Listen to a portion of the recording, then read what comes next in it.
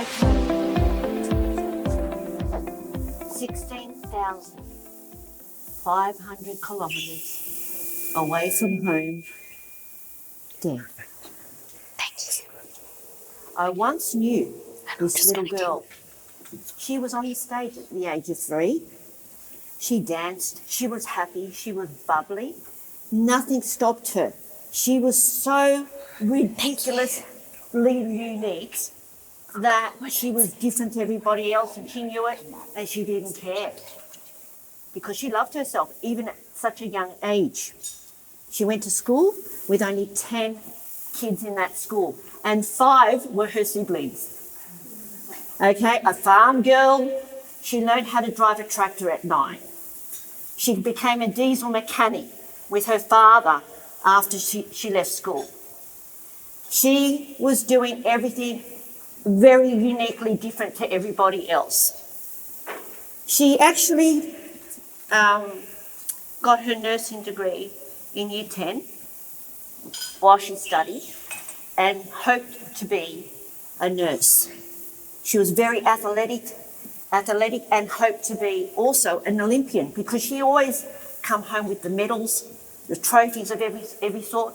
She used to go into like 9, 10 races and come home always with that gold medal.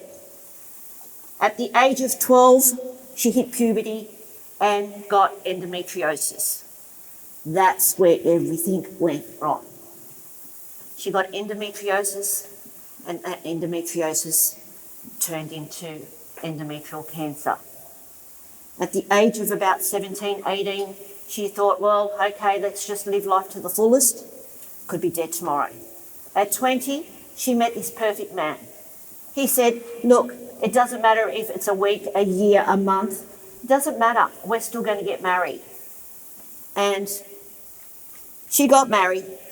She got married with 8 months to live.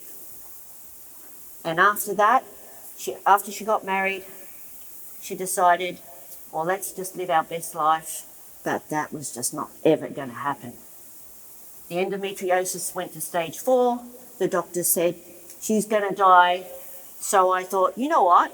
I've got so much life in me, I'm not going to die. I don't care what happens, I'm not going to die. Something in my gut told me I was not going to die. So I went over to Belgium, to France, to Germany, to some of the best professors to see if I could get help. Laser treatment, chemotherapy, radiation.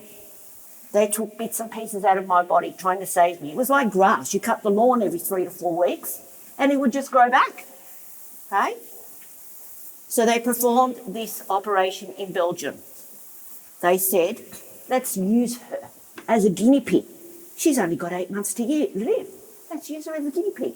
So under the knife I went, no consent, and yep, they killed me.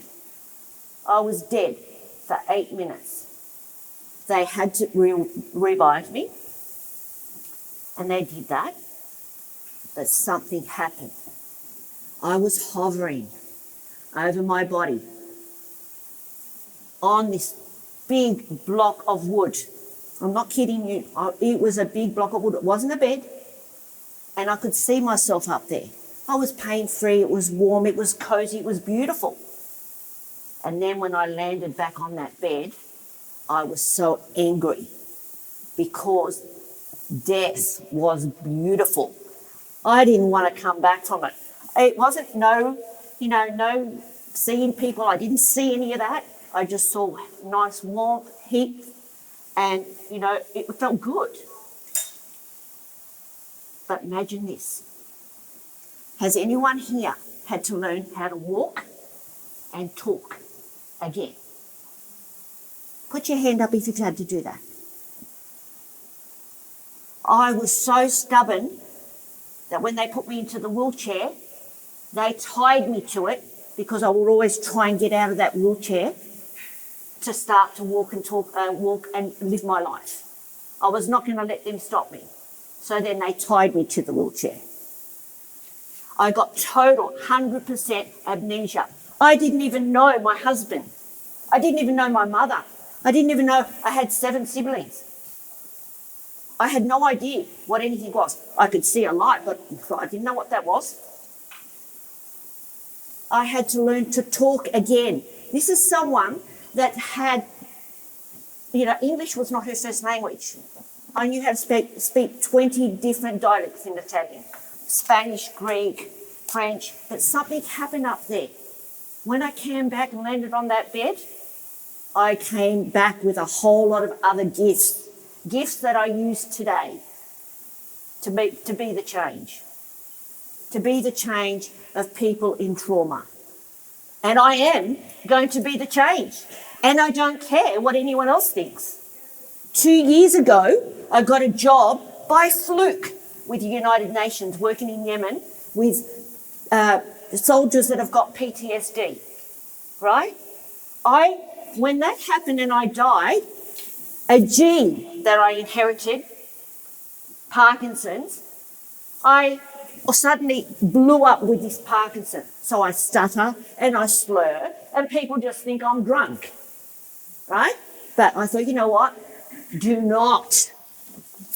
do not judge me by a cover until you've read my book.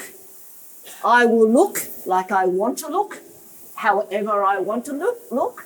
As long as I'm not harming anyone, I'm doing okay.